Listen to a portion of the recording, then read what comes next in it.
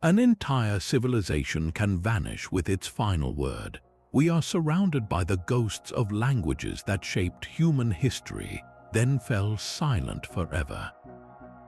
This is a journey into the mystery of 25 ancient languages that suddenly disappeared.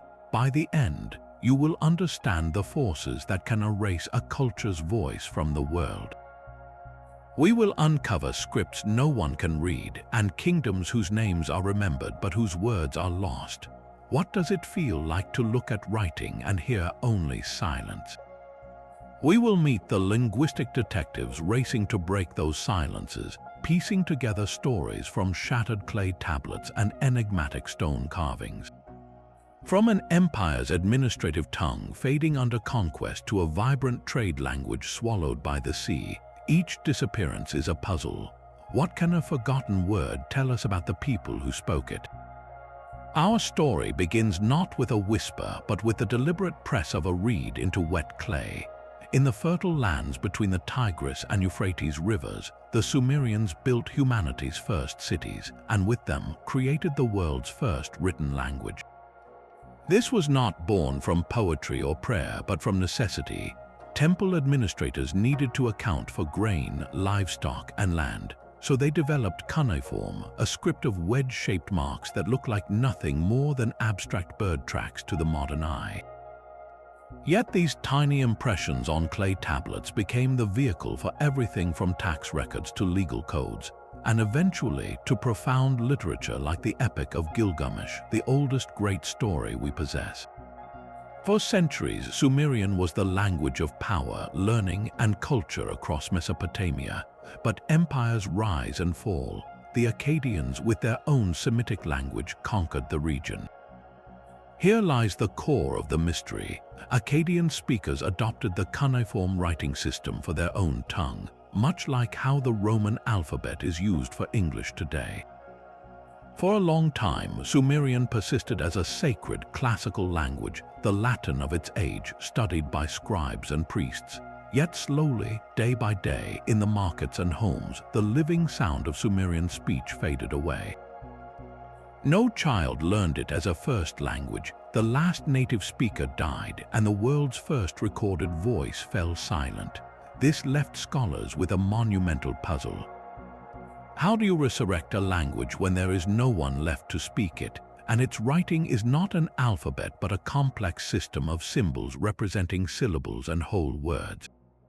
The breakthrough came from ancient bilingual texts. Imagine finding a clay tablet with a known language like Akkadian, written right alongside the unknown Sumerian. These were the linguistic Rosetta Stones. Patiently, over generations, experts matched symbols to meanings and began to reconstruct the grammar, the vocabulary, even the possible sound of Sumerian. We can read it now, but we will never truly hear it. We possess the words of Gilgamesh lamenting his friend Enkidu, but the voice carrying that grief across 4,000 years is ours alone, a modern echo in an ancient silence. The silence left by Sumerian was filled by a new voice of empire. Akkadian, named for the city of Akkad, became the world's first true international language. For over 2,000 years, it was the administrative tongue, the language of diplomacy and conquest, stretching from the Persian Gulf to Egypt. Its story is told in two powerful dialects. Old Babylonian gave us the Code of Hammurabi, one of the earliest and most complete legal codes, carved into a towering stone pillar for all to see. Its laws, written in precise cuneiform, promised justice so that the strong might not oppress the weak. The Assyrian dialect was the voice of a military machine, the language of kings who built vast palaces adorned with terrifying winged bulls and detailed annals of their campaigns on clay prisms. This was not just a language of stone and war, however. In the great library of the Assyrian king Ashurbanipal at Nineveh, tens of thousands of clay tablets were collected.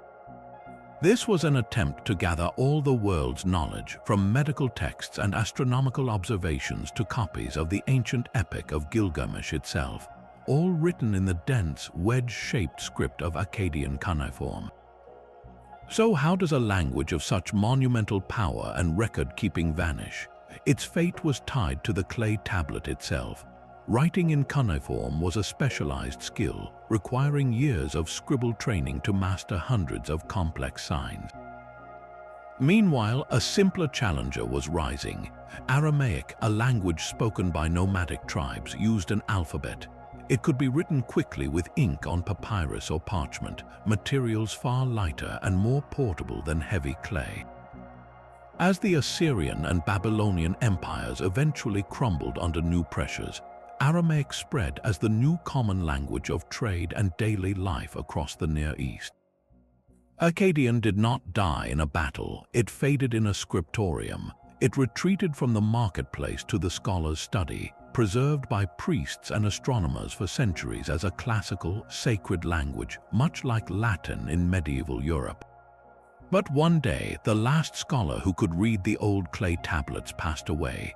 The libraries were buried by sand, and the voice that had dictated laws to millions and recorded the stars for kings was utterly stilled. It would be nearly 2,000 years before European explorers, baffled by the strange inscriptions on ruins and tablets, would begin the painstaking work of cracking its code, resurrecting the laws of Hammurabi and the boasts of Assyrian kings from the dust. Buried in the ashes of a burning palace was a secret that would rewrite history. Far to the northwest of Mesopotamia, in the rugged highlands of Anatolia, the Hittites forged an empire rivaling Egypt and Babylon. Their capital, Hattusa, was a fortress city of towering walls and monumental stone gateways guarded by lions and sphinxes, and their language, preserved on thousands of clay tablets found in its royal archives, held a stunning revelation. When scholars first uncovered these tablets in the early 20th century, they recognized the cuneiform script but could not understand the words. This was not Akkadian. It was something entirely different, a linguistic puzzle locked inside a familiar writing system. The breakthrough came when researchers realized certain recurring symbols matched the names of known Hittite kings and places. Slowly, painstakingly, the grammar began to reveal itself, and with that revelation came a seismic shock for the history of languages. Hittite was not a Semitic tongue like Akkadian. It was the earliest attested member of the Indo-European language family, the ancient ancestor of a vast tree that would one day include Greek, Latin, Sanskrit, and ultimately English, Spanish, Hindi, and hundreds of other modern languages. Here, in these fire-scarred tablets, was the oldest written record of our own linguistic heritage. This was the voice of chariot warriors and master diplomats who corresponded with Egyptian pharaohs as equals, their words shaping the geopolitics of the Bronze Age. Yet this foundational voice was utterly silenced in one of history's most profound mysteries. Around 1200 BCE, a wave of catastrophic collapse swept across the eastern Mediterranean. Modern scholars still debate the causes, a perfect storm of climate change, drought, famine, mass migrations, and perhaps internal rebellions. What is clear is the result. The great palaces burned, trade routes shattered, literacy vanished. Hattusa was not merely conquered, it was completely and systematically abandoned, its buildings set ablaze and its people scattered. The Hittite state disintegrated almost overnight. With no central administration, no royal court, and no scribble schools, the written language died instantly. The spoken language likely persisted for a time among displaced communities, but without a state to preserve it, it fragmented into dialects and was eventually absorbed by newer languages arriving in the region. Hittite did not fade, it was shattered. For over 3,000 years, it existed only as strange markings on broken tablets buried in the dirt, a lost progenitor whose very existence was forgotten. Its decipherment was not just the recovery of a lost empire, it was the discovery of a missing root of the linguistic world we live in today. The collapse that silenced Hittite sent shockwaves across the sea, reaching a very different kind of power. On the island of Crete, the Minoans had built a civilization not of grim fortresses, but of breathtaking, airy palaces adorned with vibrant frescoes of dolphins and bull leapers. They were masters of the sea, a wealthy, sophisticated society that seemed to live without fear of invasion, their cities notably lacking defensive walls. And they had their own voice captured in a graceful, flowing script we call Linear A. This script is one of archaeology's most tantalizing and frustrating puzzles. We have found hundreds of Linear A inscriptions, not just on administrative clay tablets like those in Mesopotamia, but on elegant stone libation vessels and religious offerings. We can see the script clearly, a series of delicate, linear signs that look almost like a modern shorthand. We can count the words, analyze their patterns, and even recognize that some symbols were later borrowed for another script. Yet the language itself remains a perfect mystery, a sealed book. The reason for this enduring silence lies in a dramatic discovery and a crucial contrast. In the early 1950s, a young architect named Michael Ventris achieved the impossible. He deciphered Linear B, a later script found at Knossos in Crete and on the Greek mainland. The triumph was monumental, revealing that Linear B was used to write an early form of Greek, the language of the Mycenaeans, but this very success deepened the mystery of Linear A. It showed that the Minoans had developed their own writing system, which the Mycenaean Greeks later adapted for their own, completely different language. Think of it like this: if Linear B is a borrowed alphabet used to write English, then Linear A is the original, unknown alphabet used to write something entirely other.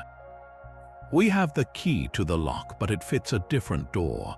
The content of the Linear A tablets, likely inventories and religious dedications, offers no bilingual text, no handy Rosetta Stone. So we are left staring at the beautiful symbols, knowing they record the daily life and beliefs of this fascinating culture, yet hearing only a profound and elegant silence. That silence fell abruptly around 1450 BCE. The great Minoan palaces were destroyed, most likely by a cataclysmic volcanic eruption on the nearby island of Thera, combined with subsequent invasion by the Mycenaeans from mainland Greece.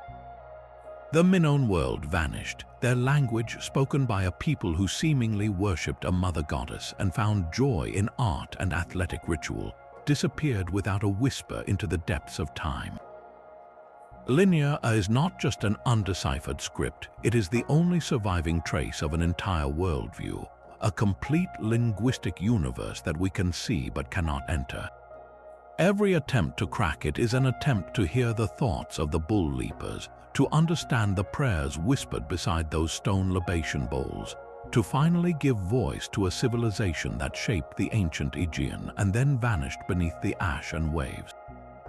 While Minoan silence was born of fire and ash, another language vanished through a process far more intimate, a slow cultural embrace that became a final goodbye. Across the Mediterranean, in the rolling hills of central Italy, the Etruscans built a wealthy and enigmatic civilization centuries before Rome was more than a village. Their language, preserved on thousands of inscriptions from tomb walls to ceramic vessels, offers a tantalizing glimpse into a people who profoundly shaped their conquerors. We have more text in Etruscan than in many other lost languages, over 13,000 inscriptions, yet it remains stubbornly opaque in crucial ways. This is because Etruscan is a linguistic island.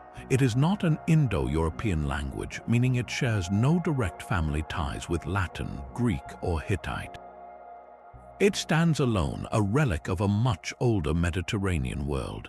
We can read the letters easily as they borrowed and adapted the Greek alphabet so the words sound out clearly.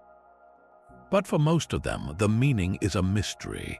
It is like listening to a familiar song played on piano, recognizing every note but having no idea what the lyrics mean. One of the most extraordinary Etruscan texts highlights this paradox perfectly. The Liber Linteus, or Linen Book, is the longest Etruscan manuscript known. But it was not found in a library. It was discovered in Egypt, cut into strips and used as the wrappings for a mummy. This sacred ritual text, a precious record of Etruscan religious practice, was repurposed by Egyptian embalmers as mere cloth, a literal wrapping for the dead. We can read every word of its calendar of rituals and invocations to gods, but without a bilingual key, its precise liturgy is lost to us. The Etruscans taught the Romans everything from architecture and engineering to the arts of divination and the very symbol of political power, the fasces. Yet their own linguistic soul remained distinct, a non-Indo-European whisper in a peninsula that would soon echo with Latin. So how does such a vibrant, influential, and well-recorded language completely vanish? The answer is not a sudden catastrophe, but a gradual, centuries-long process of assimilation. As Rome grew from a city-state to a regional power, it did not immediately crush Etruscan culture. Instead, a slow osmosis began. Etruscan elites seeking advantage learned Latin. Roman citizenship became the ultimate prize, and with it came the expectation of using Latin in public life, in law, and in the military. Generation by generation, Etruscan retreated. It moved from the forum to the home, from the home to the family stories told by grandparents, and finally into the realm of forgotten things. By the time the Roman Empire reached its zenith, Etruscan was a curiosity, a liturgical language for priests perhaps, but no longer a living tongue spoken in the cradle or the marketplace. The last native speakers did not perish in a war, they simply chose or were compelled to speak like Romans. Their language was not destroyed, it was willingly set aside, its words dissolving into the dominant culture it had helped to create. This makes the silence of Etruscan uniquely poignant, the sound of a people not erased but seamlessly absorbed, leaving behind beautiful tombs we can read like open books, but whose stories we can only half understand. Their palaces were labyrinths of light and color, a stark contrast to the grim fortresses of the mainland. The Minoans of Crete built not for war but for ceremony and commerce, their multi-story complexes honeycombed with courtyards, workshops, and storerooms, all connected by twisting corridors that may have inspired the later Greek myth of the Minotaur's lair. At the heart of this world stood the Palace of Knossos, a structure so vast and complex it felt like a city under one roof, with advanced plumbing, vibrant frescoes of leaping dolphins and elegant court ladies, and pillars that widened at the top, a unique architectural flourish that made stone seem alive and growing. This was a society that seemingly worshipped a powerful goddess, celebrated athletic rituals like bull leaping, and thrived on sea trade across the Mediterranean. Their voice for all this vibrant life was captured in the graceful, linear script we call Linear A. We see it on clay tablets recording shipments of olive oil and textiles, on stone libation vessels offered to deities, and on seals marking ownership.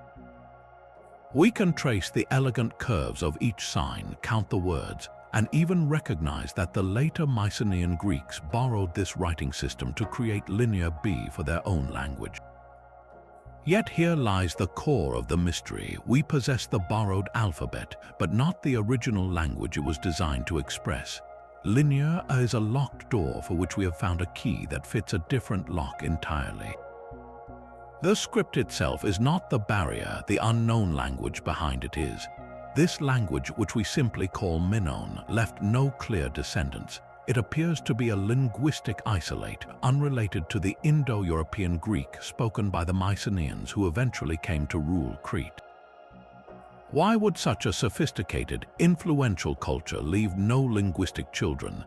The answer may lie in a cataclysm that reshaped the ancient world. Around the year 1600 BCE, the volcanic island of Thera, north of Crete, exploded in one of the largest eruptions in human history. The blast would have been heard across continents. Tsunamis hundreds of feet high would have devastated the northern coasts of Crete, sweeping away the Minoan fleet, their very source of wealth and power. A thick blanket of ash would have smothered farmlands for years, causing famine. The Minoan civilization, already perhaps weakened, was dealt a blow from which it could not recover. In the ensuing chaos and decline, the Mycenaeans from mainland Greece likely moved in, taking control. They adopted Minoan art, religious symbols, and even their writing system, but they imposed their own language. The spoken Minoan tongue, the language of the bull leapers and the sea traders, would have retreated into isolated mountain villages, spoken by fewer and fewer people, until one day, the last elder who remembered the old words passed away. The silence was total. Today, Linear A remains one of the great, enduring puzzles. Deciphering it would not just give us lists of commodities, it would open a window into the mind of a truly unique civilization, letting us hear their prayers, their poetry, their names for the sea they mastered. Until that day, the Minoans remain a beautiful enigma, their world visible in stunning art and architecture, but their truest thoughts locked in a script that offers only a graceful, silent echo. The silence of Minoan Crete gives way to a different kind of mystery, one not of isolation but of profound influence. Across the Near East, a people known as the Hurrians wove themselves into the fabric of empires without ever becoming the sole dominant power. Their language, Hurrian, was spoken not in one centralized kingdom but across a wide diaspora from the highlands of Anatolia down into northern Mesopotamia. They were the cultural glue and skilled artisans of the ancient world, and their greatest political achievement was the Mitanni kingdom, a major power that could negotiate as an equal with pharaonic Egypt and the Hittite Empire. Yet the true treasure of the Hurrian language was not found in treaties or royal decrees, but on a set of fragile clay tablets unearthed at the port city of Ugaritic. These tablets contain something extraordinary, the world's oldest surviving musical notation. They are not just words, they are songs. The cuneiform signs on these tablets provide detailed instructions for a singer accompanied by a 9-stringed lyre, a haunting melody composed in the Hurrian language over 3,400 years ago. We can reconstruct the precise intervals and rhythms, we can hear the ancient musical scale, but the words they were meant to carry, the poetry or prayer set to that music, remain only partially understood. It is a deeply poignant artifact, a complete sensory experience from which one crucial sense, meaning, has been partially stripped away. How could a language capable of such sophisticated cultural expression simply vanish? Hurrian's fate was one of absorption rather than violent erasure. The language was always a minority tongue, even within the Mitanni kingdom where the ruling elite seems to have spoken an Indo-European language related to Sanskrit. Hurrian was the language of the people, of daily life and worship. As the Mitanni kingdom was first eclipsed by the Hittites and later absorbed into the Assyrian Empire, the political and economic incentives to speak the languages of power grew overwhelming. Aramaic, with its simple alphabet, became the new lingua franca of trade and administration. Hurrian did not die suddenly. It faded from the public sphere over centuries, retreating into remote villages and family homes until the last lullaby sung in Hurrian was forgotten.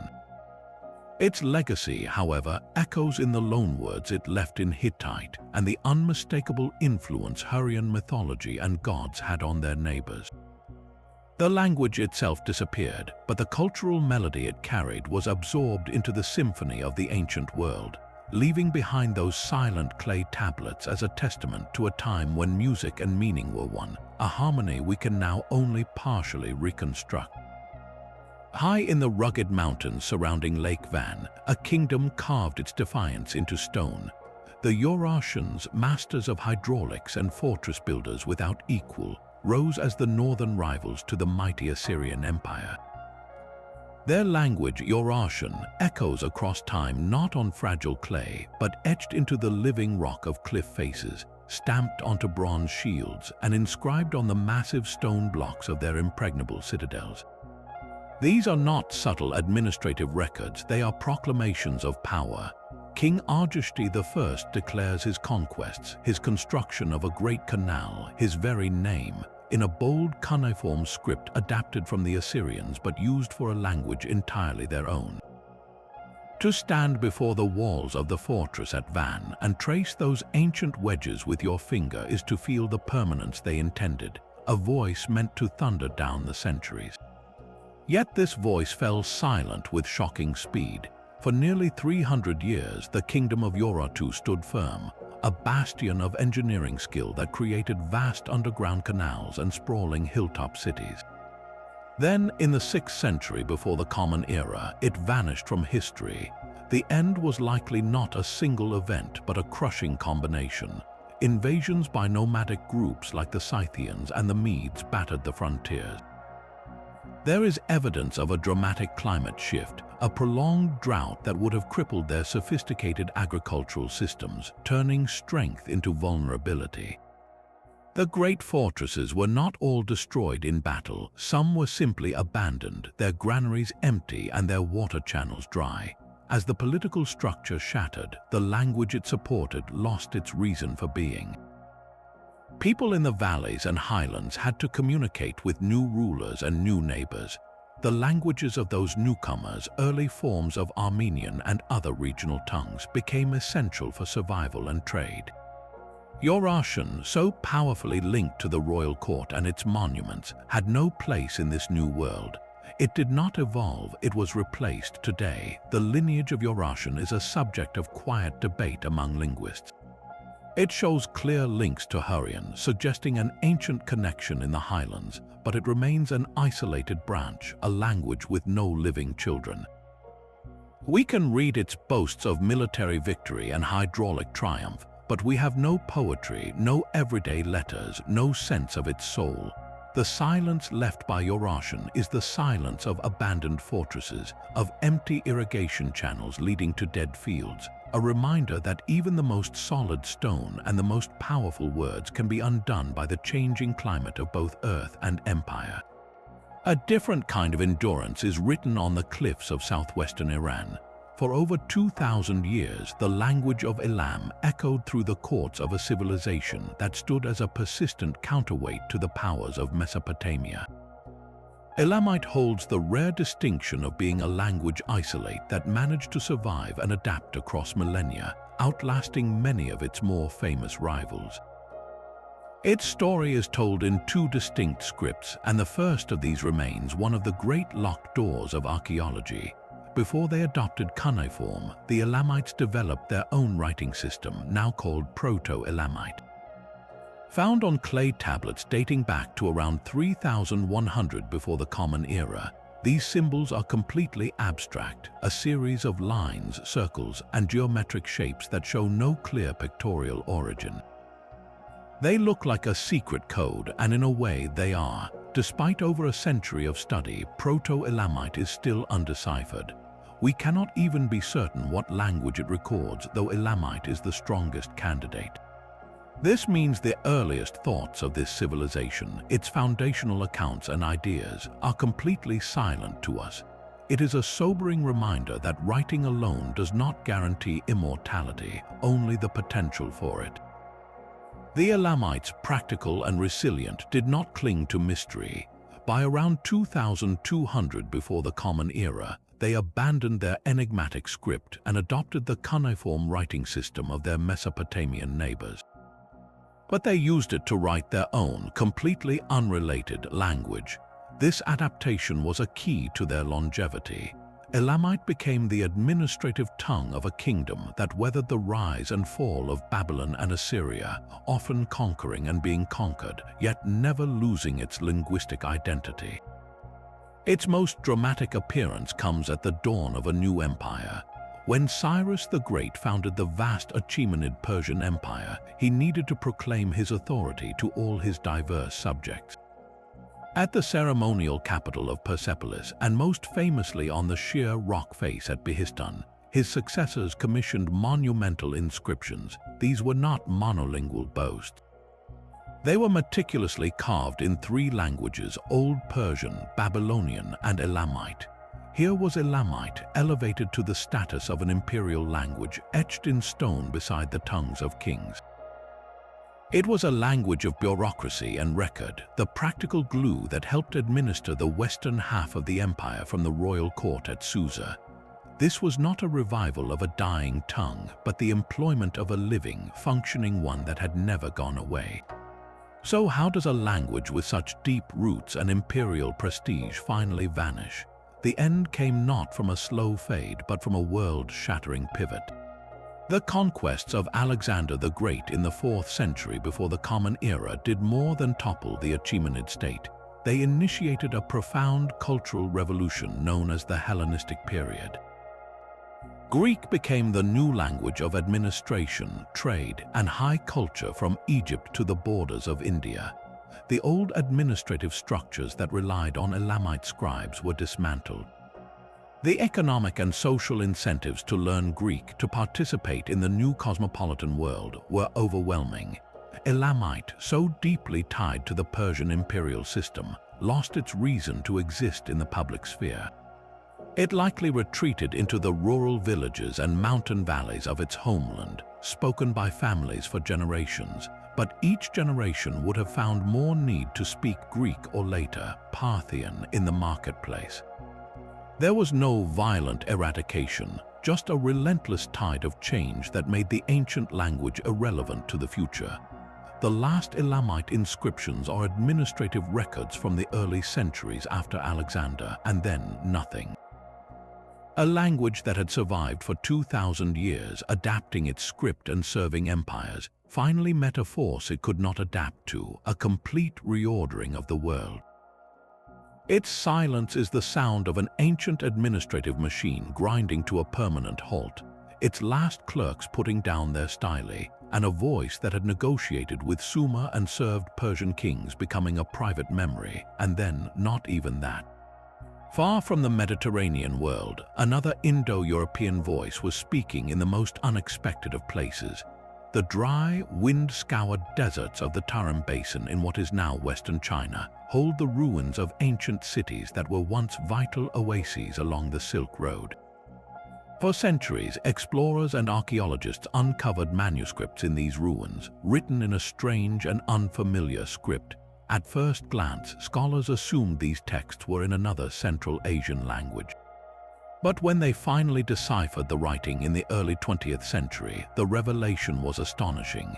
This was Tocharian, an Indo-European language spoken thousands of miles from its closest linguistic relatives in Europe.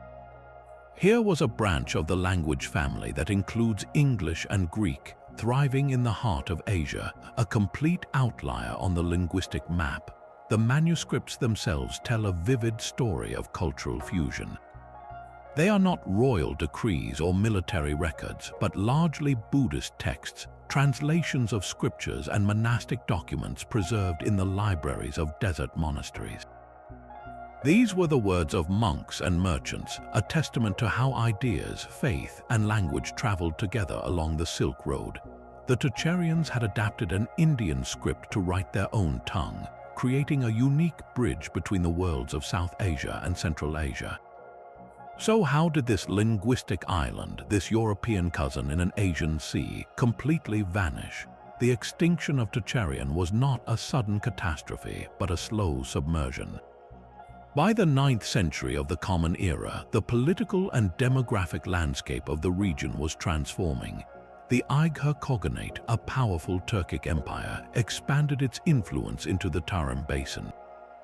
With the Aighas came not just new rulers, but a new dominant language and culture. The economic gravity shifted. As trade routes evolved and the importance of certain oasis cities changed, the communities that spoke Tocharian found themselves increasingly integrated into a wider Aigha-speaking world. For a merchant or a monk, learning the new lingua franca became essential for survival and success.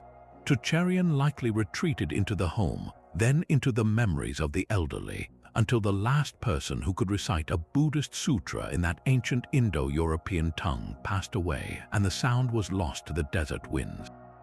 The silence of Tocharian is a powerful reminder that languages do not just die at the edges of empires.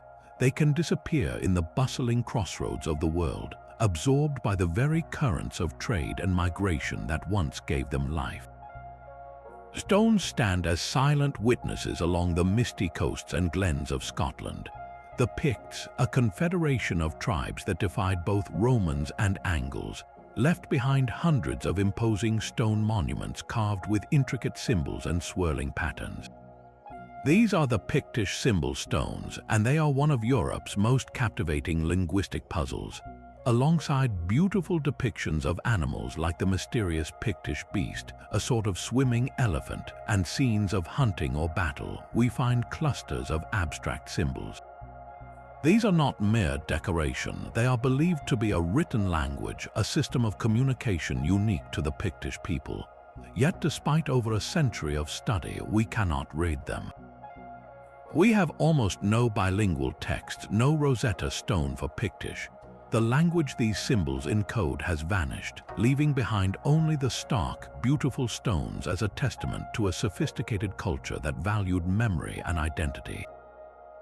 Pictish did not die in a single battle.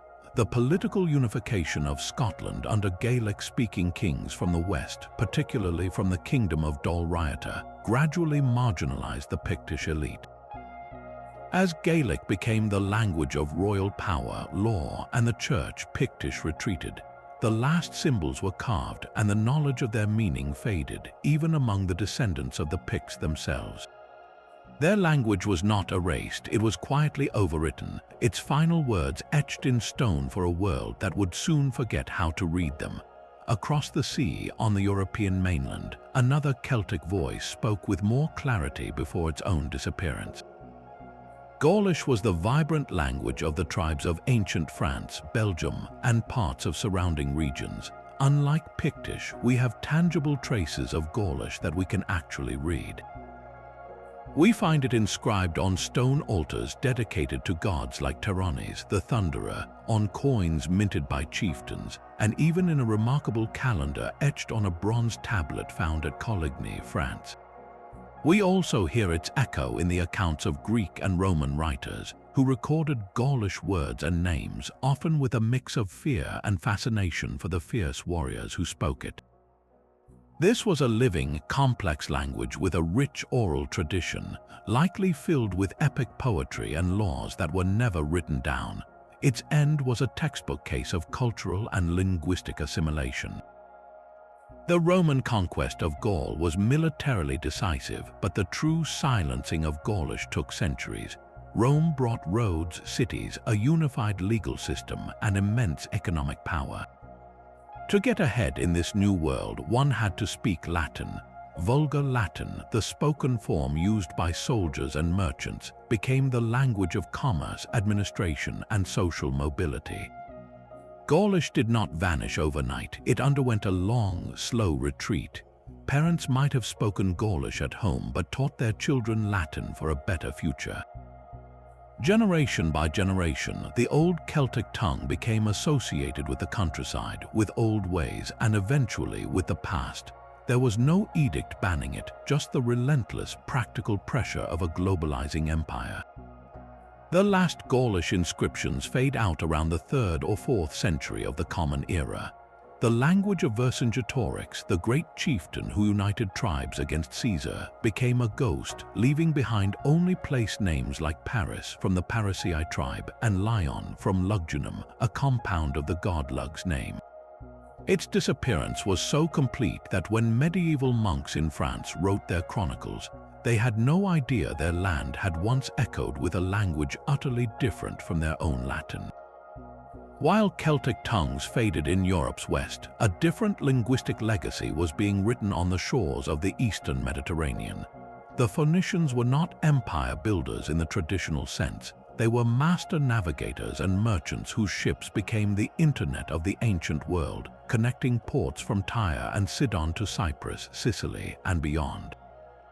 Their greatest export was not purple dye or cedar wood, but an idea, the alphabet. Tired of the complex cuneiform and hieroglyphic systems used by their powerful neighbors, Phoenician scribes performed a stroke of genius. They developed a writing system of just about 24 simple phonetic signs. Each symbol represented a consonant sound, making it vastly easier to learn and use than systems requiring memorization of hundreds of syllables or ideograms. This practical script, born from the needs of commerce and record-keeping on rolling decks and in bustling foreign ports, would become the progenitor of nearly every major alphabet in use today, including Greek, Latin, and Arabic.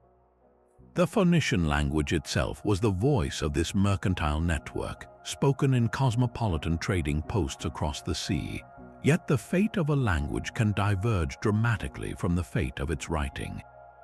As the Phoenician homeland was absorbed first by Assyria, then Babylon, then Persia, and finally by the Hellenistic kingdoms after Alexander, the language gradually receded. Greek, the new international tongue of administration and culture, replaced Phoenician in elite circles. The language of the inventors of the alphabet was itself slowly replaced, not by force, but by the relentless tide of a new cosmopolitan order. Its script lived on gloriously, but its spoken form in the Levant faded into history. Yet one Phoenician colony carried the language to its most famous and dramatic chapter. On the coast of North Africa, the city of Carthage grew from a trading outpost into a Mediterranean superpower. Here, the language evolved into what we call Punic. This was not just a dialect, it was the vibrant, living tongue of a formidable civilization, the language spoken in the Senate and the marketplace, and famously, the language of Hannibal Barca, the general who brought Rome to the brink of destruction. When Rome finally triumphed in the Punic Wars, it sought to erase Carthage utterly from the map. The city was razed, the field salted in legend, and the Carthaginian state was annihilated. But a language is not so easily destroyed. In a remarkable act of resilience, Punic did not die with Carthage in 146 before the Common Era. It survived. For centuries, it remained the spoken language of the people in the North African countryside and in many towns. When Saint Augustine, the great Christian theologian, preached in Hippo Regius in what is now Algeria in the 4th century of the Common Era, he noted that Punic was still widely spoken by the common people, even though Latin was the language of the empire and the church. This survival is a powerful testament to the deep roots a language can sink into daily life, outlasting the political entity that fostered it. So what finally silenced Punic after such stubborn endurance? The end came in two waves. First, the deepening Romanization of North Africa, especially in cities and among the elite, made Latin the sole path to advancement for centuries. Then, in the 7th century, came the Arab conquests, which brought a new language, religion, and administrative system. Arabic became the lingua franca of government, scholarship, and trade across the region. Between the long pressure of Latin and the transformative wave of Arabic, the last pockets of Punic speakers eventually assimilated. The language that had given the world its alphabet and defied Rome for generations finally dissolved, not in the smoke of a burning city, but in the quiet conversations of families who, over generations, found fewer and fewer reasons to speak the old tongue. Across the Atlantic, entire conversations were carved in stone and woven into knots. In the arid river valleys of Peru's north coast, the Moche civilization flourished for over 800 years, leaving behind breathtaking adobe pyramids like the Huaca del Sol and the Huaca de la Luna, an exquisite metalwork that depicts their gods, rituals, and daily life with astonishing realism. We can see their world in vivid detail, but we cannot hear it. The Moche left no known writing system as we traditionally understand it. Instead, they may have used a complex system of visual communication painted on ceramics and etched into architecture, a language of iconography where repeated symbols of waves, warriors, and supernatural beings might have conveyed specific meanings, names, or titles. More intriguingly, they likely used an early form of the quipu, the famous knotted string recording device perfected later by the Inca. A Moche-era quipu would not have been a simple mnemonic, but a sophisticated three-dimensional text where the color of the chords, the type of knot, its position, and even the spin of the fiber could encode numerical data and potentially narrative information. Imagine a history or a tax record not written on a page but tied in a bundle of colorful strings. When the Moche civilization declined around 800 of the Common Era, likely due to environmental crises, their political structure fragmented. Their unique iconographic language and the knowledge of how to read their complex quippers faded, leaving their stunning art as a silent gallery of a lost world. Far to the north, in the rugged highlands of Oaxaca, Mexico, another civilization spoke in a clearer yet still elusive written voice. The Zapotecs built their magnificent capital, Monte Albán, on a flattened mountaintop, a city that commanded the valleys below for over 1,000 years. And they wrote their history on stone. Zapotec hieroglyphs are among the earliest writing systems in the Americas, with inscriptions dating back to around 600 before the Common Era. These carved stones, known as danzantes, and later monumental slabs, record conquests, the names of places, and the deeds of rulers. We can recognize calendar dates and the names of personages, often accompanied by graphic depictions of captured or slain enemies. The script is logosyllabic, meaning signs can represent whole words or specific syllables. Scholars have made significant progress deciphering elements of the calendar, royal names, and some verbs, but the full grammar and the vast majority of the vocabulary remain locked. We have the captions to their history, but not the story itself. The Zapotec language is not extinct. It is still spoken by hundreds of thousands of people in Oaxaca today. The mystery is the ancient form of that language, the specific dialect and vocabulary used by the classic period lords of Monte Albán. When the city's power waned and was eventually abandoned, the tradition of carving these monumental hieroglyphs ceased. The knowledge of that specific written form was lost, even as the spoken language lived on. The silence we hear is the gap between the modern, living Zapotec tongue and the ancient, formal script of its ancestors, a disconnect between a vibrant present and a partially readable past. This stands in stark contrast to the profound silence at the heart of Mesoamerica's first great metropolis. Teotihuacan, the city of the gods, was a colossal urban marvel. At its peak around 450 of the Common Era, it housed perhaps 125,000 people, making it one of the largest cities on Earth at the time. Its grid of streets, the massive Pyramid of the Sun, the ornate Temple of the Feathered Serpent, all speak of immense, centralized power and a unifying cultural vision. Yet this city, which influenced Maya kings and Zapotec lords, has kept its name and its language a complete secret. Unlike the Maya, the Teotihuacanos left no lengthy, deciphered inscriptions. We find murals with symbols, glyph-like elements in their art, and possible signs of a writing system, but nothing that forms a coherent, readable text.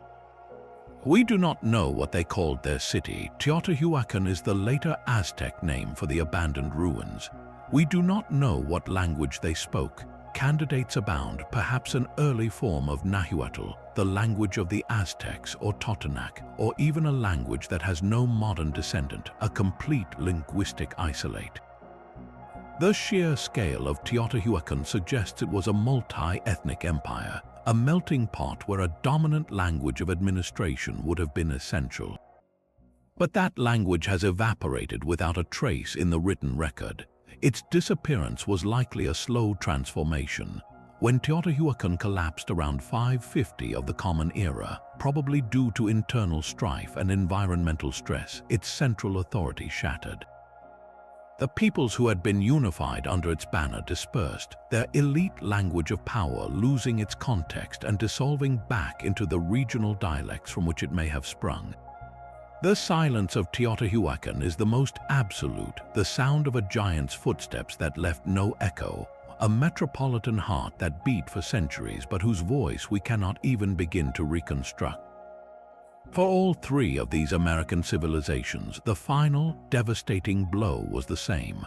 The Spanish conquest of the 16th century was a cataclysm that went beyond military defeat. It brought disease, forced labor, and a systematic campaign of religious and cultural conversion. Indigenous languages were suppressed in favor of Spanish, ancient texts were burned as idolatry, and the very social structures that preserved knowledge were dismantled.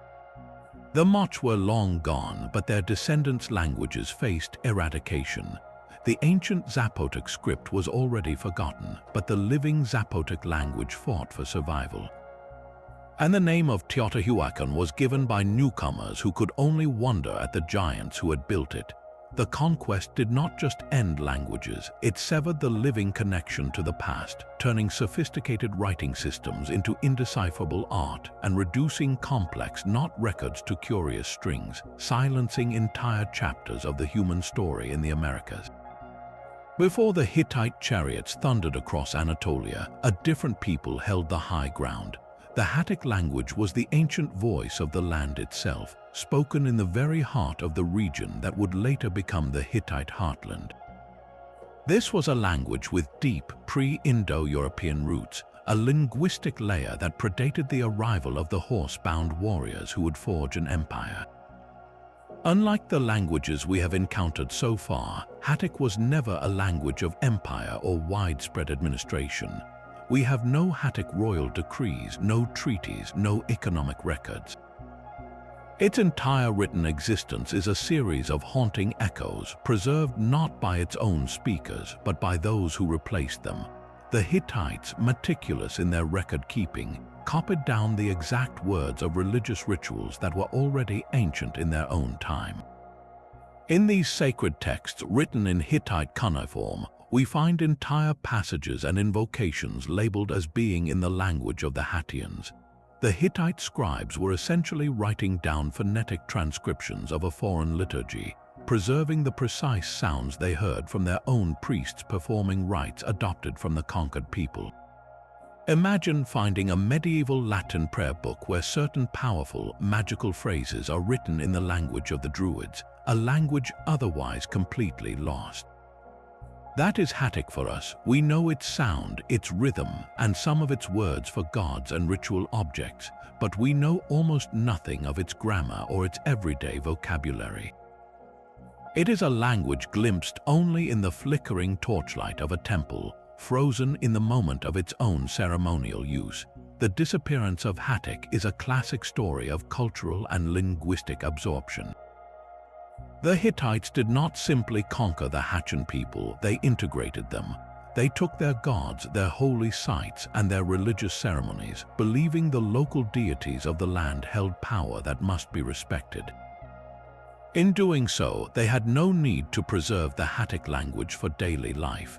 Hittite became the language of the court, the army, and the law. For a Hattian craftsman or farmer wanting to engage with the new ruling class, learning Hittite was the path forward. Over generations, this practical pressure would have been immense. Hattic likely retreated first from public life, then from the marketplace, surviving only in the most intimate family settings and most tenaciously in the precise, unchangeable words of the old rituals. Those rituals became its tomb. As the Hittite Empire itself grew and evolved, even the memory of who the Hattians were faded. The ritual texts were copied and recopied for centuries, but the language within them became a liturgical fossil, a sacred noise whose original meaning may have been partially forgotten even by the Hittite priests who chanted it. When the Hittite Empire collapsed, the libraries burned and those clay tablets were buried. The last living connection to spoken Hattic had already been severed centuries before. Its silence is therefore two-layered, a language first submerged by a conquering culture and then entombed within that culture's own forgotten archives.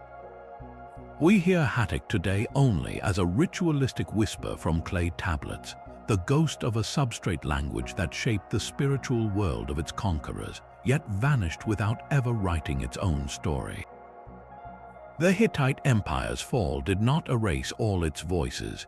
One language in particular refused to die with the capital.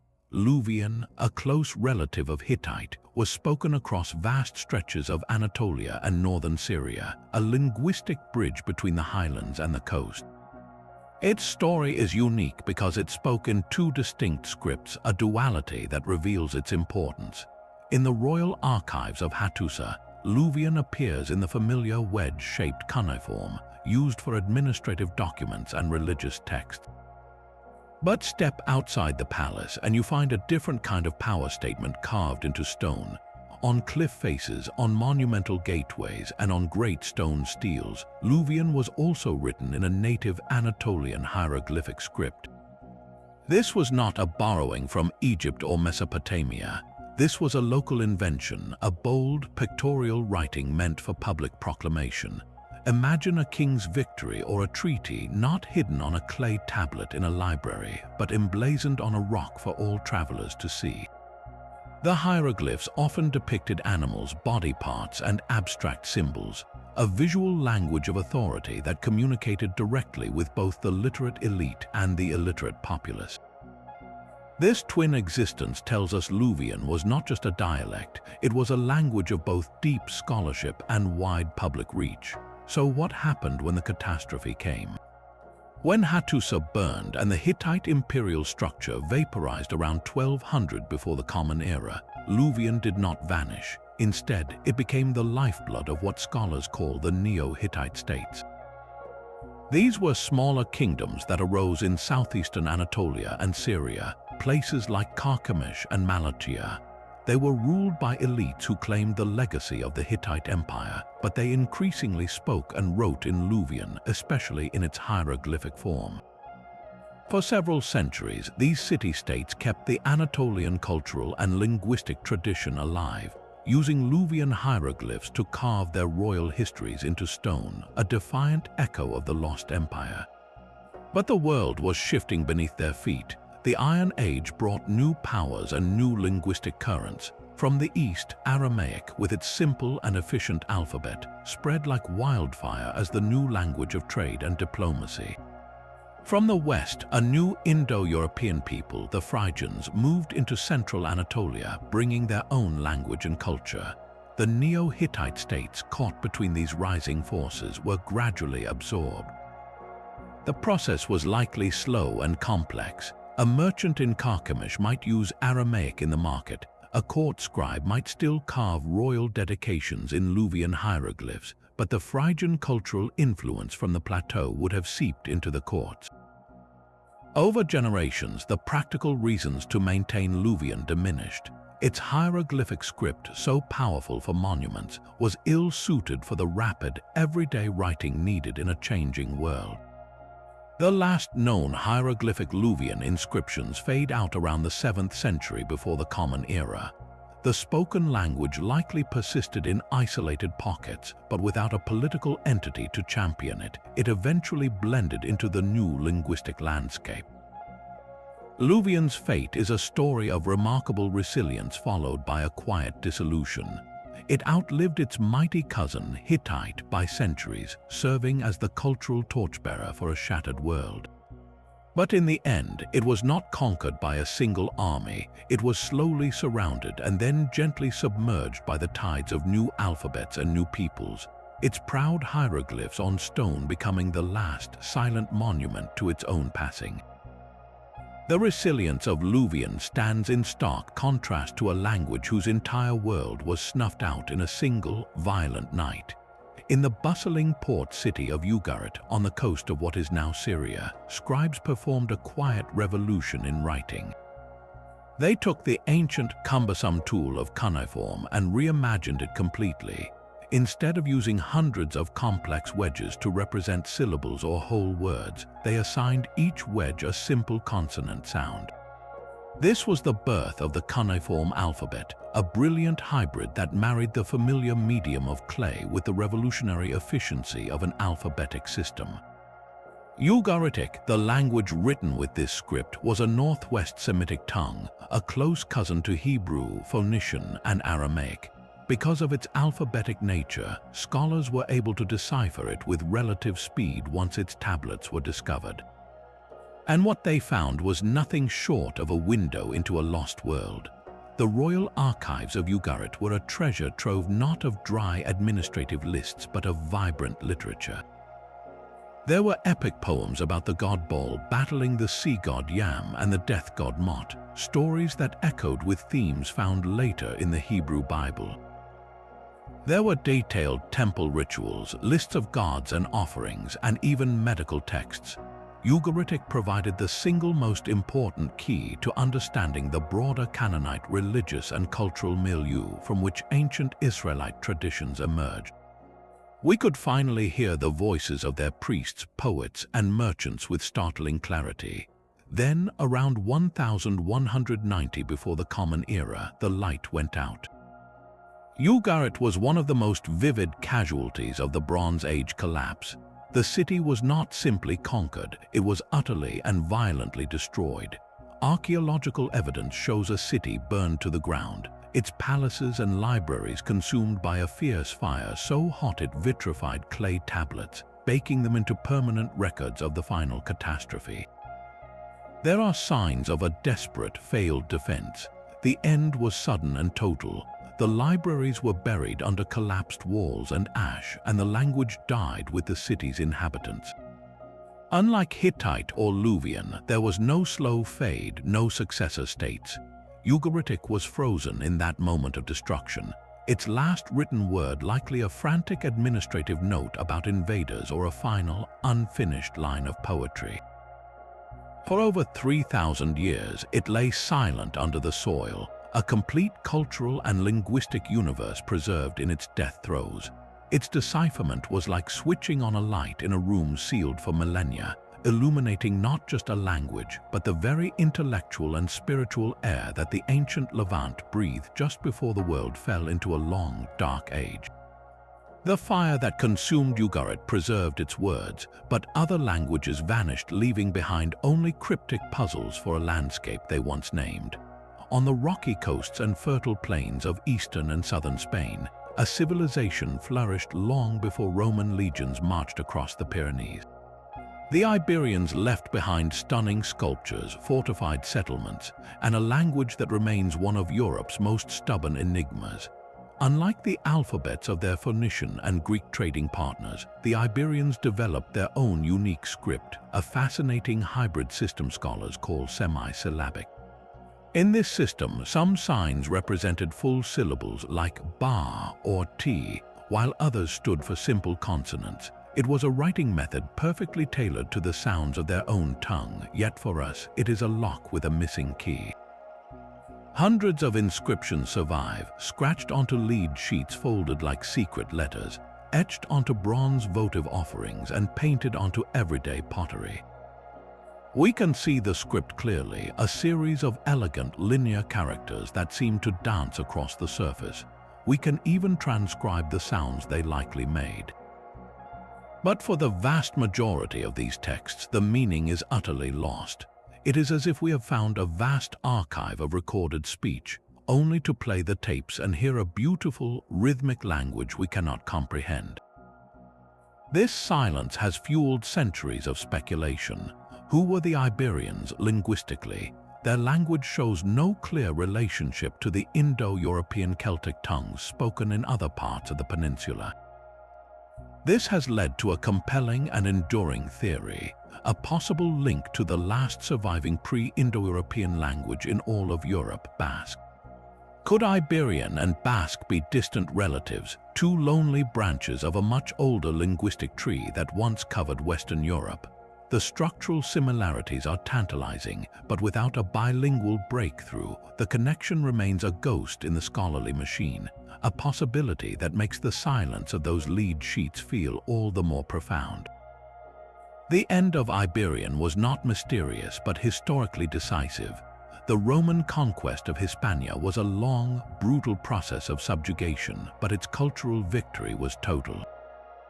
Latin was the language of law, of the new cities, of the legions, and of commerce. For an Iberian noble or merchant, fluency in Latin was the passport to status and survival within the Roman world. The old script, so finely adapted to its native tongue, had no use for writing Latin, for which the Roman alphabet was perfectly suited. Generation by generation, the spoken language retreated into the hills and remote villages, its written form forgotten first. The lead sheets were buried or melted down, the inscriptions on pottery became mere decoration. There was no great burning of texts, just the quiet, relentless pressure of a globalizing empire offering a single, unified future. The last whispers of Iberian likely faded in the early centuries of the Common Era, not with a bang, but with the last elder in a remote settlement who could still recite the old names for the rivers and mountains that Rome had already renamed. Today, the inscriptions endure as silent stone and metal, a reminder that a people can leave deep marks on the land while their voice disappears completely, absorbed into the victorious chorus of history. The legend of Tartessos was a shimmering mirage on the edge of the ancient world. Greek poets like Herodotus spoke of it as a fabulously wealthy kingdom beyond the Pillars of Hercules, a land of silver and wise kings where rivers ran with tin. For centuries, it was considered a myth, a sailor's tale. Then, archaeologists began uncovering evidence of a sophisticated, wealthy culture in the marshlands of southwestern Spain, right where the legends placed it. This was Tartessos, a trading powerhouse that connected the Atlantic metal routes with the Phoenician merchants of the Mediterranean. And with the physical evidence came a handful of strange stone inscriptions, written in a variant of the Paleo-Hispanic script, similar to what the Iberians used. The language these stones record is what some daring linguists call Tartessian. The identification is highly speculative, a scholarly gamble based on the location and the estimated age of the carvings. If they are correct, then these weathered stones hold the voice of that legendary kingdom, but it is a voice we cannot yet hear. The script is only partially understood, and the language behind it remains locked. Is it an early Celtic tongue brought by migrations from the north? Is it a unique, isolated language of the Atlantic coast? The debate itself is a testament to the deep mystery. The kingdom of Tartessos did not leave a long, slow decline for historians to chart. Around the middle of the first millennium before the Common Era, it simply vanished from the historical record. The great trading centers were abandoned. The flow of silver and artifacts stopped. Some theories point to the collapse of their Phoenician trading partners, others to environmental changes like the silting of their vital rivers, or perhaps internal upheaval. Whatever the cause, the result was a cultural blackout. The political and economic engine that would have sustained the Tartessian language was switched off. If those inscriptions are indeed Tartessian, then the language died a sudden, complete death, extinguished with the civilization that spoke it. It left behind no descendants, no sister languages to provide clues, only those few enigmatic stones standing as silent sentinels. They are not just undeciphered texts, they are potential name tags for a phantom kingdom, the only tangible proof that the legend had a voice.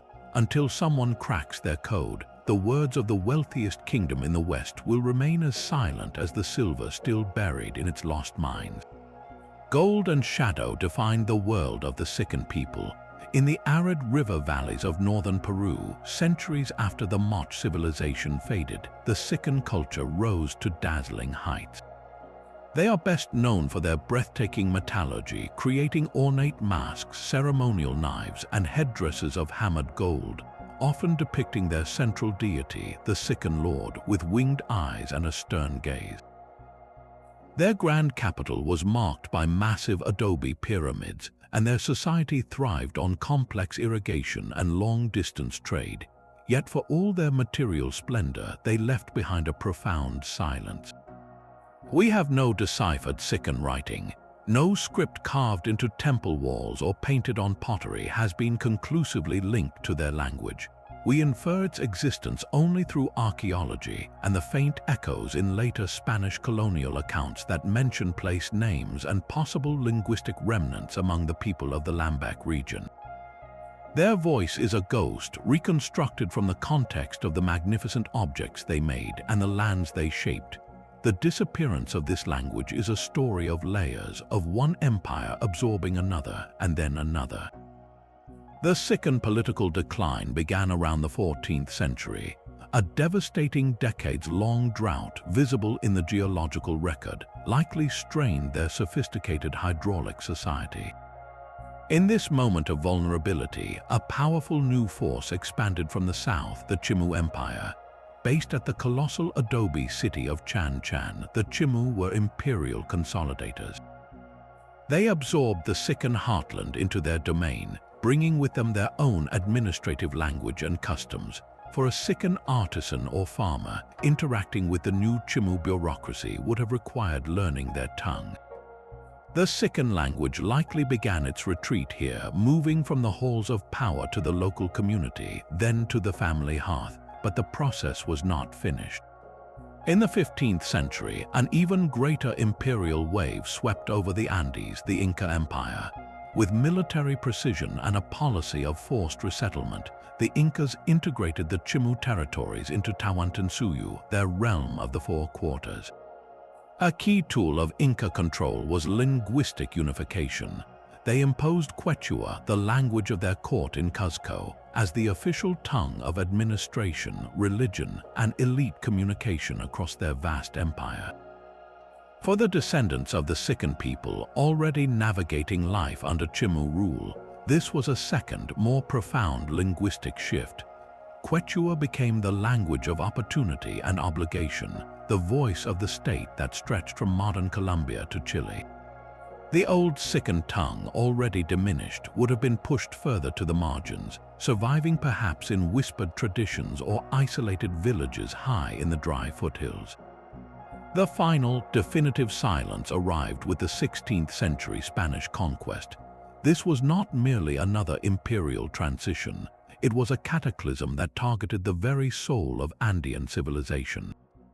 Spanish priests and administrators, in their campaign to convert and control, systematically suppressed indigenous languages and beliefs. Quechua, itself an imperial language, was sometimes used by the Spaniards as a tool for evangelization, but local, pre-Inca tongues like that of the Sican were seen as having no utility, only pagan association. Disease, forced labor, and social fragmentation did the rest. The last elders who might have remembered fragments of the old Sican language passed away, and with them died the final living connection to the people who forged the gold of the Lambayeque. Today, the Sican language is known only by the absence it left behind, a missing piece in the puzzle of Peru's past, its only testament the silent, golden eyes of a metal god staring out from a museum case, guarding secrets it will never speak. Isolation can preserve a mystery as perfectly as amber preserves a fly. On the most remote inhabited island on Earth, Rapa Nui, known to the world as Easter Island, a unique voice was carved into wood. This is Rongorongo, a script of elegant, fluid glyphs depicting stylized birds, fish, plants, and human figures in curious postures, all arranged in a pattern called reverse Boustrafedon. This means the lines of text do not simply run left to right, they twist and turn, with every other line being written upside down. To read it, you would have to physically rotate the tablet with each new line, a tactile, ritualistic way of engaging with the words. These glyphs were not carved in stone for eternity, but incised onto precious wooden tablets, speaking to a culture that had turned its few remaining trees into sacred libraries. And that is the heart of the tragedy. Rongorongo is completely undeciphered. We do not know if it represents a true writing system that records language or a complex mnemonic device for reciting rituals, genealogies, or histories. What is chillingly clear is its connection to the island's ecological and social unraveling. By the time Europeans arrived in the 18th century, Rapa Nui was a treeless landscape, its famous moai statues already toppled. The prevailing narrative suggests a society that consumed its vital resources, leading to warfare, famine, and collapse.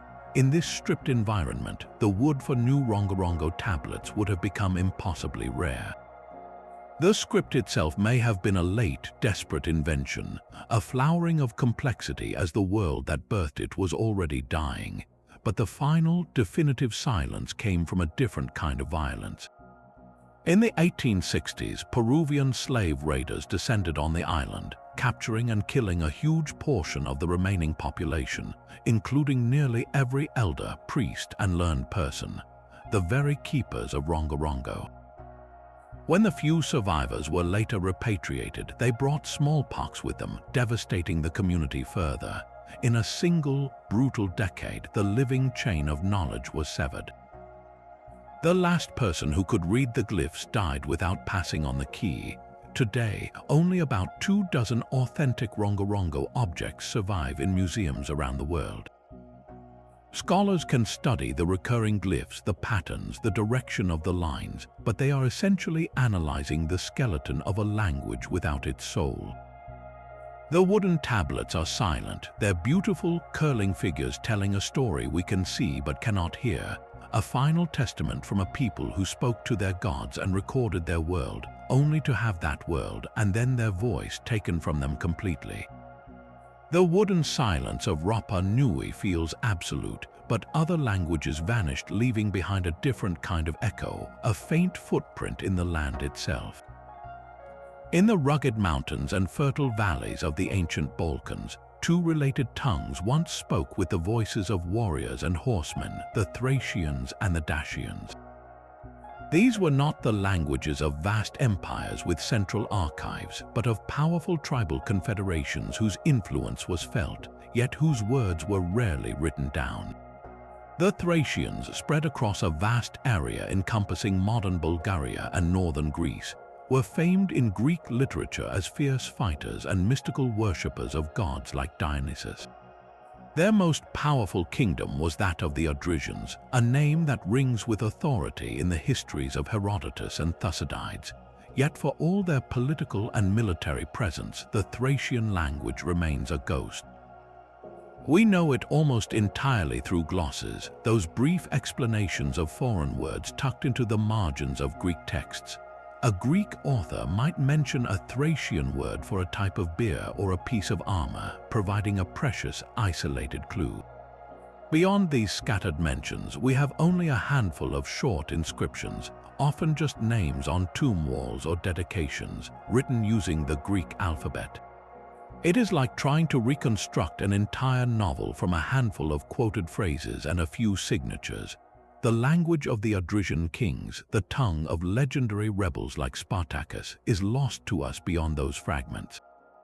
Its disappearance was a slow erasure, beginning with the cultural gravitational pull of the Greek colonies along the Black Sea coast, and culminating in the thorough Roman conquest and administration of the region. Latin became the language of the new cities and the legions, layering over the old tribal speech.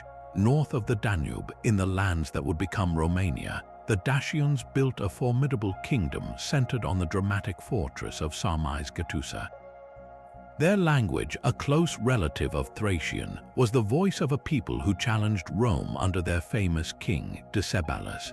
After two brutal wars, the Roman Emperor Trajan celebrated his victory with a massive stone column in Rome, spiraling with scenes of the conquest. The Dacians were defeated, their kingdom made a Roman province, Dacia. Here, the linguistic evidence is slightly more tangible, but no less sparse. Dacian survives primarily in the bedrock of the land itself, in the enduring names of rivers and mountains. The name of the great river Danube itself is thought to be of Dacian origin. A number of plant names and other terms were recorded by later Greek and Roman writers, giving us glimpses of their world. But there are no Dacian poems, no laws, no royal chronicles.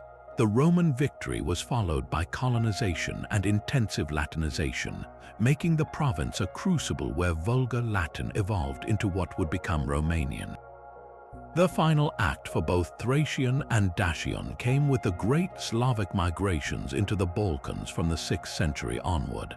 These movements reshaped the population and linguistic map completely. Any remaining pockets of Thracian or Dacian speech in rural areas were ultimately absorbed by the new Slavic languages or by the evolving Romance tongue. They left no daughter languages, only those faint traces, like the names of rivers that still flow through the lands of the people who first named them, a whisper of sound fossilized in geography. Their silence is the sound of a landscape remembering a language its people forgot. These silences share a common grammar of loss. If we step back from the individual stories of these 25 languages, a powerful pattern emerges, one far more common than sudden catastrophe. The single most frequent cause of a language's disappearance is not a volcanic eruption or a mysterious collapse, but a deliberate, grinding process of conquest followed by cultural assimilation. This is the slow, generational fade, a story told not in burning libraries, but in quiet choices made in marketplaces and homes. We saw it with the Etruscans in Italy, the Gauls in France, and the Iberians in Spain, all absorbed into the vast, homogenizing machine of the Roman Empire. This process is called language shift, and it is rarely a story of brute force. It is a story of survival, of pragmatism, where speakers, generation by generation, choose to adopt the language of power. Imagine a Gaulish blacksmith in the 2nd century. His father might have spoken only Gaulish, trading with the local tribe, but now a new Roman city has risen nearby. The legionnaires pay in Roman coin, the merchants speak Latin, and the legal contracts for selling his wares are written in Latin. To feed his family and secure their future, he learns the new tongue.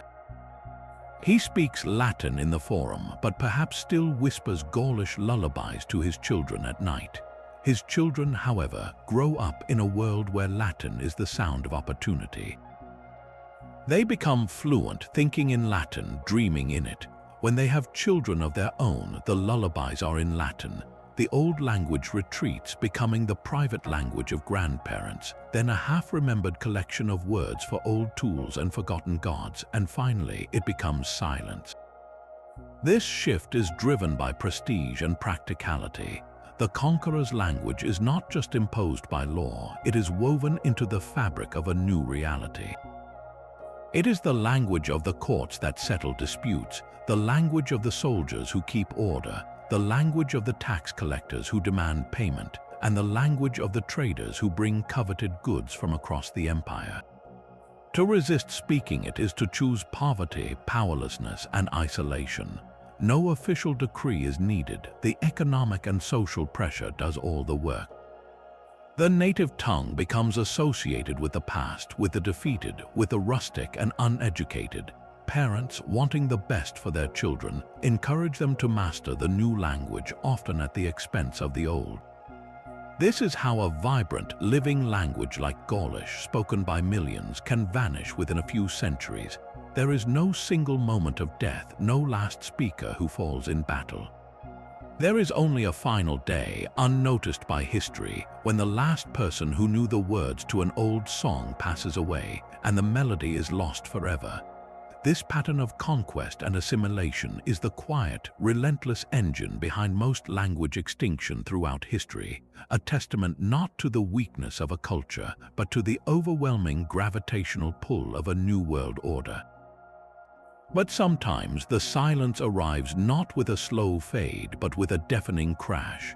The second great pattern of disappearance is catastrophic collapse, where a language is extinguished not by absorption, but by the sudden, violent unraveling of the entire world that sustained it. The most vivid example is the Bronze Age collapse, a period around 1200 before the Common Era, when the Eastern Mediterranean's glittering network of empires disintegrated within a single generation. This was not a simple change of leadership, it was an apocalypse. The centralized palaces, with their scribble schools and complex bureaucracies, were the beating hearts of these languages.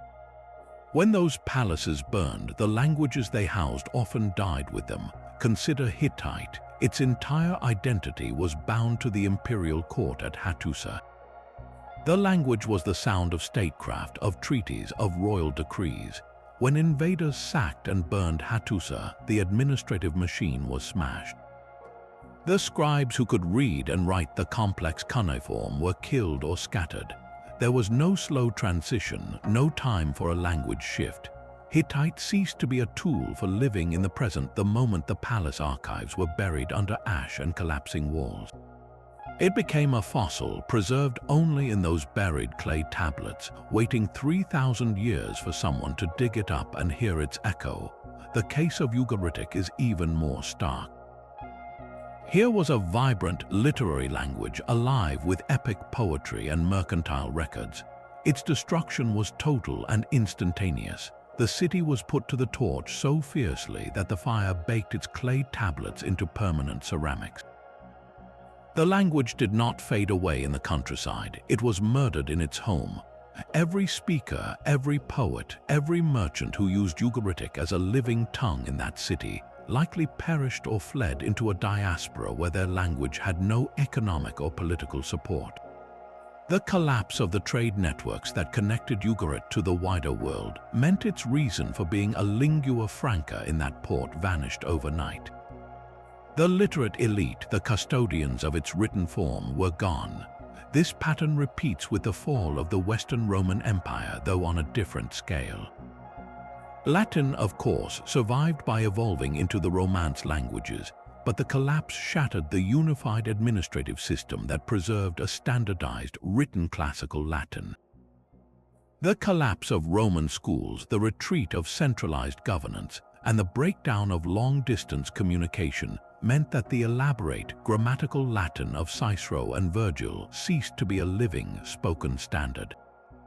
It was preserved only in the monasteries, a sacred and scholarly language, while the spoken tongue fragmented and transformed in the streets. For other languages within the empire, however, the collapse could be a final blow. Regional tongues already under pressure from Latin might have found a brief respite as Roman power receded, only to be swallowed by the new Germanic or Slavic languages of the migrating peoples who filled the power vacuum.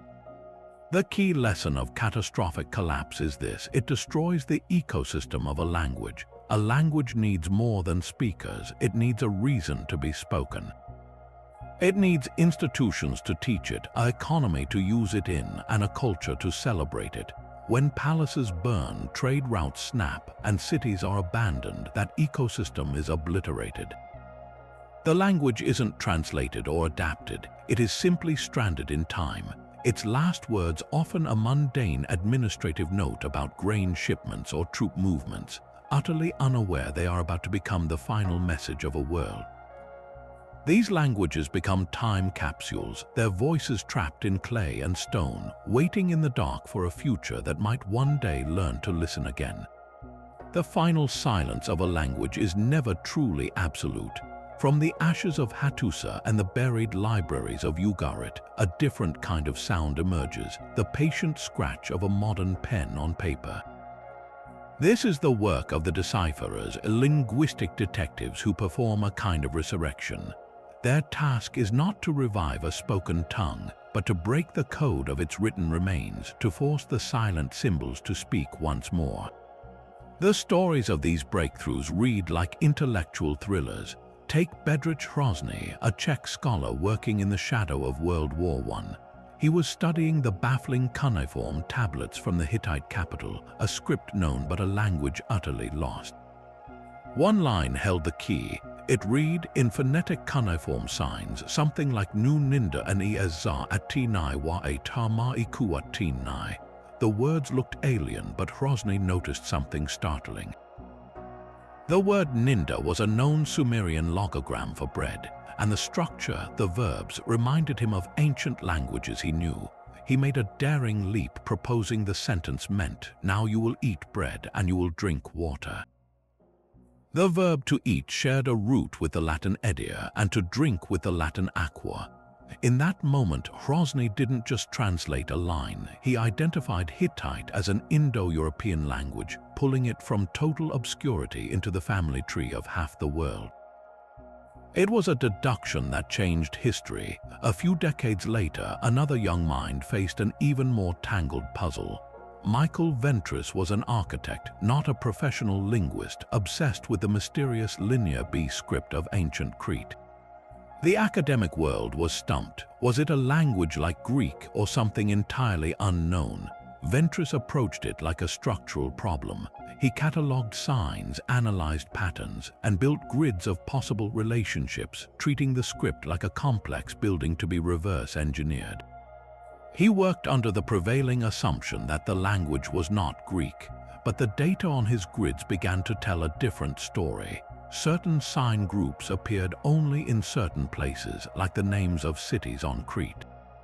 In a flash of insight, he tested a radical hypothesis. What if those groups were, in fact, Greek place names? He applied the sound values he had deduced to other words.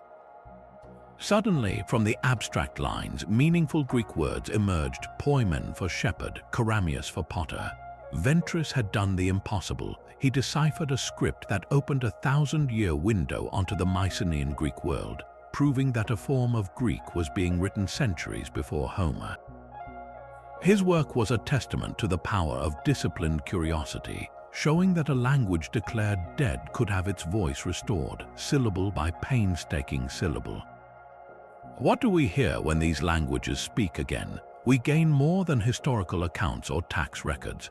We gain a window into the ancient mind. Deciphering Ugaritic gave us the Epic of Baal, revealing a cosmic drama of storm gods and sea monsters that echoes the psychological struggles and spiritual questions found in later biblical texts. Reading Hittite treaties shows us not just politics, but a sophisticated concept of diplomacy and oath-taking, a glimpse into how they conceptualized trust and obligation between empires. When we decipher, we recover a people's way of ordering their universe, their fears, their legal logic, their humor. It is the closest we can come to time travel, to sitting in a Bronze Age palace and listening to the concerns of a king, or in a merchant's house hearing the tally of goods. This resurrection is always partial, a silhouette rather than a full portrait, but it transforms cold archaeology into a conversation across millennia. And the legacy of these vanished tongues is woven into the fabric of our present in ways we seldom notice. The most monumental gift is without doubt the alphabet. The Phoenician language may have faded, but its revolutionary writing system was adopted and adapted by the Greeks, who added vowels. This Greek alphabet was passed to the Etruscans and then the Romans, whose Latin script you're reading right now.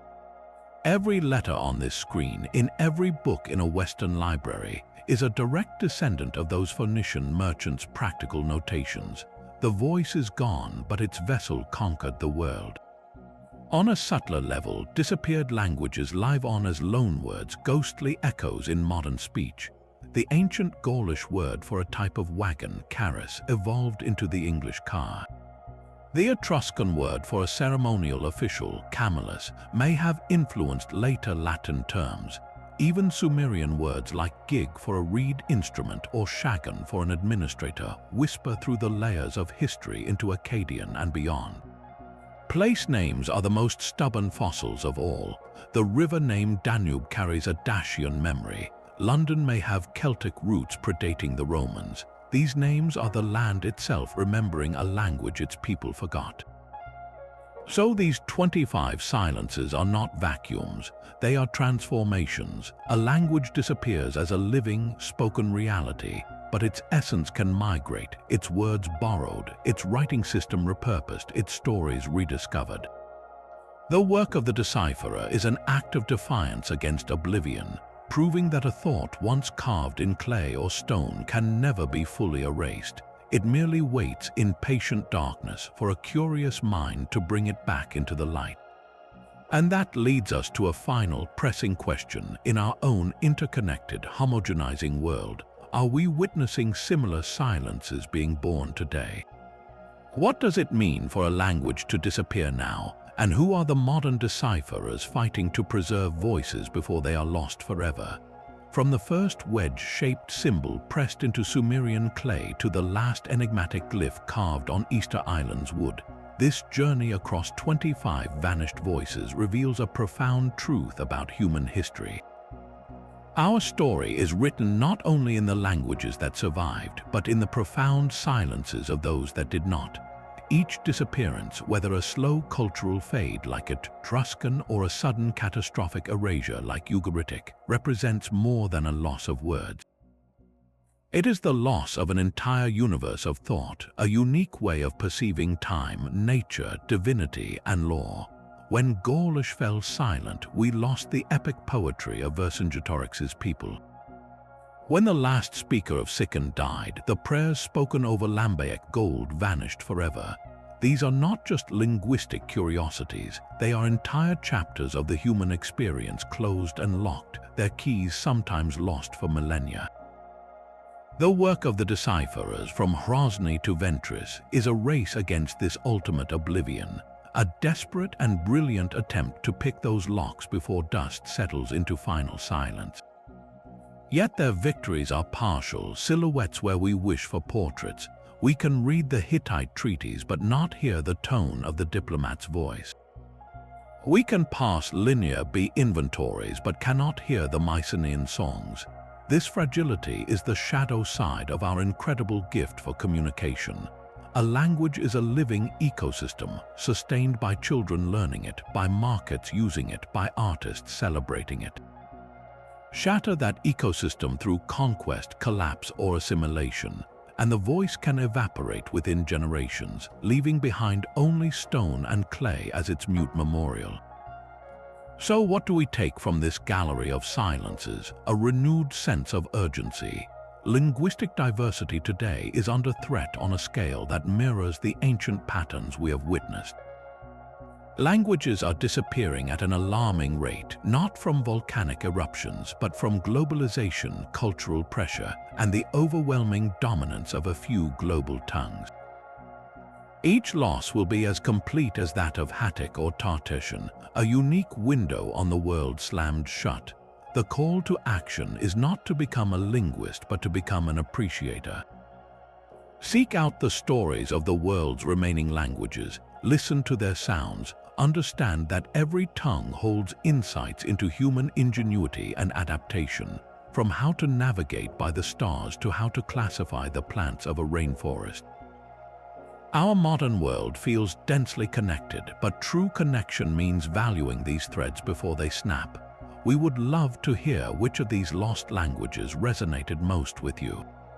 Was it the merchant's tongue of Phoenician, the source of our very alphabet, the mysterious Pictish symbols on Scottish stones, or the lyrical Hurrian hymns, the oldest music we cannot fully understand?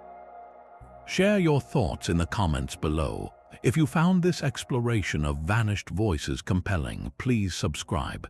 We delve deep into the mysteries of the past, resurrecting forgotten stories and uncovering the hidden patterns of history. Because every silence has a story, and every story deserves to be heard before it fades